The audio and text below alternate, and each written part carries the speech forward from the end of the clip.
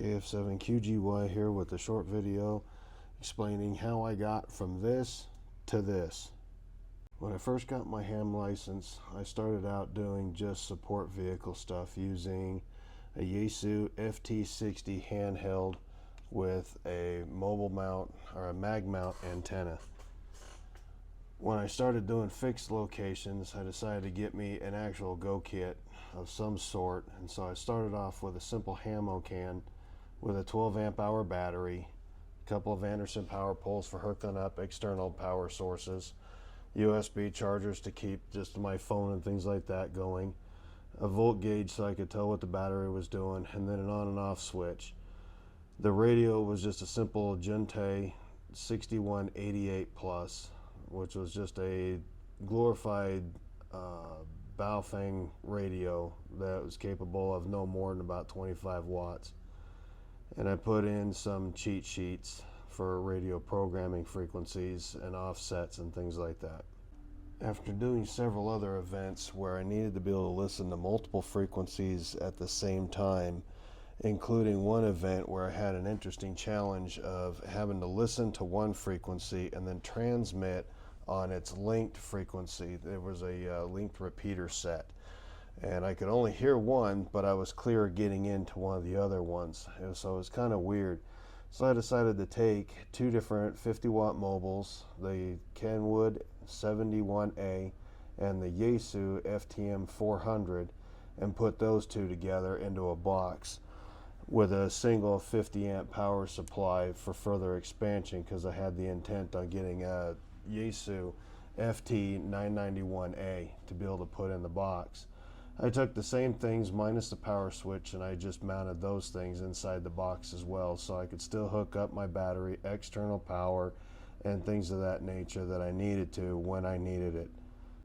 Here in the back of the box you can see that I had my power distribution block and the back of the power supply. I was using 6-gauge cable at the time, which from what I was told was overkill for what I was doing with it. And then since I didn't have the 991A yet, I had taken and put my coax cable from my two different radios in there, left them primarily just hooked up, and would just pull the cable out and then wind it up when I was finished. I had the ability of disconnecting the power supply cables and be able to take them and use them with a battery that I had binding posts on at the time, so that way if I didn't have AC power, I could at least hook it up to a 35 amp hour battery pack that I had carried with me. The fun began when I was able to finally outfit the 4U rack box with my FT991A. I was able to go through and get a Nuke style computer off of Amazon with Windows on it. I upgraded it to Windows Pro. That way I could do all the digital modes and everything else. I know other people run Raspberry Pi, but I've heard of some quirks and some problems with it, and I'm not a computer programmer, so I stuck with something basic that I knew. It was a lot of extra work to hook up. It took a lot of extra time if I was running that stuff because of everything that was with it. I had a mobile internet source that worked off of my Verizon pack that you can see there on the left. I had a splitter cable and everything else with a 100-foot extension cord so that I could plug everything in, and it was just very time consuming, but I had all the stuff that I wanted to be able to monitor 4 local UHF, VHF frequencies and have my all band, all mode minus the 220 band with full digital capabilities all inside the one box. The box weighed roughly about 55 pounds or so by the time it was all done. It was not light, and then I also had the 35 amp hour battery back that I had to go with it. One of the downsides about having so many radios and having so many different things was, as you can see, is that I had the big 24-inch computer, or well, it was a TV really, that I was using as a computer monitor, and with the box and all the other stuff on there, it had everything aimed in just one direction. It was very big, it was very bulky, and all that stuff there is just sitting on a 6-foot table. And realistically, with what I was wanting to try and do with my kit at this point, after watching teardown and setup and helping out with, he's now a silent key now, but KE7NZA, with all of his equipment, I started noticing that having all the frequencies and having all the stuff, you need to be able to have your radios aimed at the different people that are actually operating them. It was hard to do inside of a camper and everything else, and I had a lot of the same time space restraints because of the 6-foot table, and so I was still running into it, and I still wasn't able to get what I wanted out of it. I could monitor everything, but nobody else could help me, and realistically, what's one person going to do if all the radios are going and handling traffic? So after some of the difficulties and the things that I had found after setting up the equipment for the late KE7NZA, again is now a silent key, I had noticed some of the different things with my own kit as well, that setting things up can take a lot of time, especially the more extra peripherals and things like that you have if you're planning on running the digitals, setting up and finding all your power and everything else. So one of the main criteria that I had when I started setting up this box was that everything would be already hooked up and ready to go, to where you were just missing essentially your antenna's component to it. Everything else will be all set up. Even if you want a radio programming, all your digital stuff, everything would be already ready to go in this box. So it was after that when I started looking at things, and I found the Milwaukee pack-out boxes and all of the modules and all the stuff that they had, the amount of room in them and their functionality and everything, and I started really tearing into it. I started drawing up plans and things like that for building this monstrosity. The box, I think I shaved a couple of pounds off of it, but it's still about 50 to 55 pounds for the radio box. The battery box, it weighs about 130 to 140 pounds with the 2 batteries inside of it. So I've gained a lot of weight, but I gained a lot of functionality to go with it, including now for the operators to be able to use the 3 different radios and be able to sit. They're still going to be kind of tight depending on the size of the operator, of course, but it allowed for 3 operators to actually sit there at the radio, so we could use all the functions and features of this radio, or of all the radios inside the box. When I started building the box, I noticed that because the way that the 991A was set up with the front ports and the front knobs and the rear ports, I had noticed that the way that the box had its contours and everything else, that this whole kit was going to ultimately be built around the 991A as far as the radio box is concerned. When I set this thing up, I started out with the piece of Lexan, and I had trimmed it to be able to fit inside of the box and not have a whole lot of open area for things to be able to fall through or any of that other kinds of stuff, so I could try and maximize my mounting space to be able to get every bit of it that I could. You'll see there that there was holes already pre-drilled on the sides. That was actually done. This one here in this picture was actually, I think, my 3rd attempt. The first 2, especially the first one, went horribly wrong. I tried to use bars that were mounted directly inside the box, but because of the box sitting the way it was, I couldn't get things perfectly straight, and I had to break the Lexan to get it out of there to start it all over again. It wasn't pretty. So going back through, I had just duplicated one of the other Lexans that I had to start all over with another template, and that's what I have here in this picture. Once I was able to get my main components mounted on that one sheet of Lexan, and I had to use the thickest Lexan that I could find at Lowe's at the time. I think that stuff is just under 1/4 of an inch thick. It's not the thickest, but it's definitely not the thinnest either, because of the way that 991A. Once I ended up getting my main components mounted on there, I was able to go through and start figuring out the exact positioning of the control heads for the Kenwood 71A and the Yaesu FTM 400. Once I got all that done and made sure that the stuff would swing the way that I needed it to clear those little square notches where the framing would end up going and sliding up and down when this thing retracted into the box, I had taken, which you can't see very well in that picture, is I had taken one of my other spare pieces of Lexan and I mounted my previously used power distribution block and the bodies for those two 50-watt mobile radios down onto the Lexan. That way I can mount them into the box here in a little bit.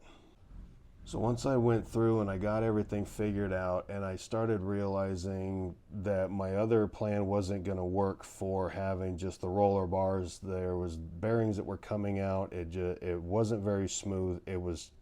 I couldn't get the stuff lined up. It was a very massive failure from the get-go. And so I found out about 3D printers and how they worked and their designs and stuff like that and how you could customize them. And I realized that if it was that customizable for you building your own, why couldn't I just use a lot of the same framework? So that's actually what you see here is I built the framework out of the 2020 bars for a 3D printer, and I got, instead of doing the 3-wheel, I wanted a little bit more stability, so I went with the 4-wheel skate blocks for it because I was going to be moving it up and down. I wanted to make sure that it had as much contact as possible. It still actually rolls really smooth. You don't even notice it except for the weight of that 991A.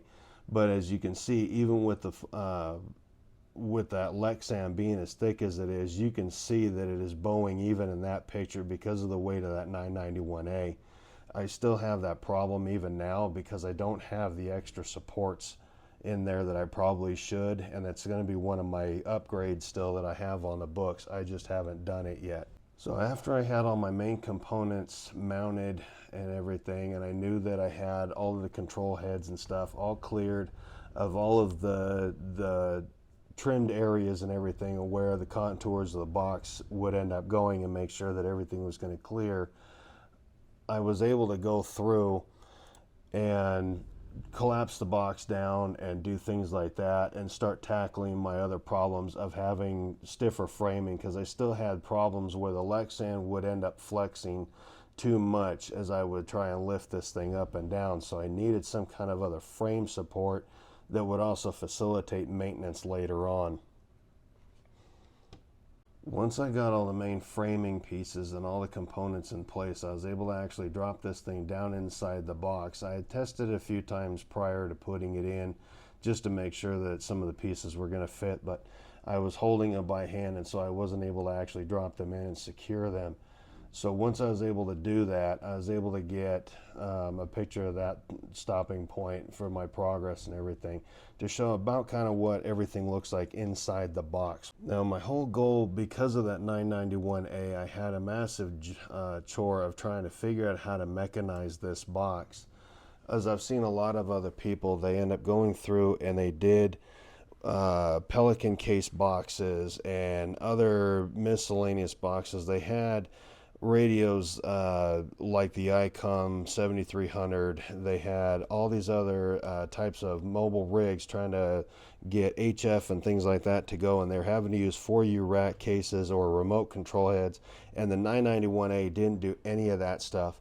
And I didn't want to have it taking up too much space being in there at an angle, because then the operators weren't going to be able to see it.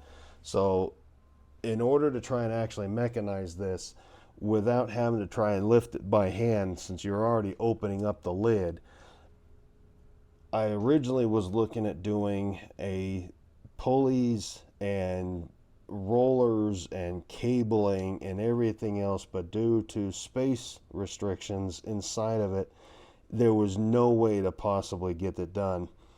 And I end up doing up a video on how I made this thing move. I go into a little bit more detail about what's inside the box, and you're welcome to watch that video. I'll see if I can try and get it to tag here. That way you guys can see all of this stuff, where I go in through exactly how I mechanize this box to make it so that when I lift the lid, it raises up that top shelf with the 991A, the computer, and the control heads for the mobile radios. Once I got the main box built and I found out that I didn't need the power injector in there and things like that for tuning the radio and stuff, or for tuning my long wire antenna and everything like that, I was able to take it out, put in some extra USB plugs. I moved my volt gauge so it was recessed down there in the bottom. I had put in extra USBs in the front, and I had put in my power poles and things like that in the front. That way I can have expansion for being able to power either accessories or for other people that were joining in to be able to hook up their radios and equipment, stuff like that. I did have to change out the monitor from my original 15.5-inch monitor that was USB powered and USB video, because it kept on freezing. When I went through, it wasn't easy to find this one, but this one is actually a lot thinner, so it gives me a little bit more space in the top, which I feel better about. But it's powered by USB still. That way I can make sure I can have as little power draw as possible when I'm running my Go kit off of batteries, but it runs off of HDMI instead. And this particular monitor, I'm able to even hook up to my phone if I needed to. And then with some of the apps out there, you can still work some of the digital modes by even being able to use the cat controls with the 991 and the mobile devices in case all else had failed. So you're still able to use some of the functions. I also put on the front, you see the little silver dots on the back of my speakers. I have those steely mounty balls for doing your cell phones, and I had put a couple of those things on it to give it some metal to be able to hook onto, because this does sit next to the couch. It is my home setup that I use all the time. And you can see back behind the computer one of the ball mounts back there. I had played around with a lot of different ways of mounting it. You can even see some of the holes back there in the back from where I tried to store these things in a different place. And so this thing has almost been turned into kind of Swiss cheese as I've been playing around with it over the years to try and make it all work. And then when I get it all figured out and finalized, I'm going to redo the box. That way I get rid of all these extra holes to add the dust protection and things to it. Because right now I just have these holes sealed up with silicone. And then as one of the other problems that I had earlier with the other box and everything was a space issue. So instead of using a 6-foot table, I had switched to the 8-foot table. That way the 3 operators would have some room to be able to operate the radio. Hopefully going through the history of this box and how it has evolved has answered some questions that people have had, inspired some people for modifications or things that they may want to do with their box or may consider. If you have any other questions, please feel free to reach out, and I will try and do my best to answer them, either with a video or just a comment. Thanks again for watching my video.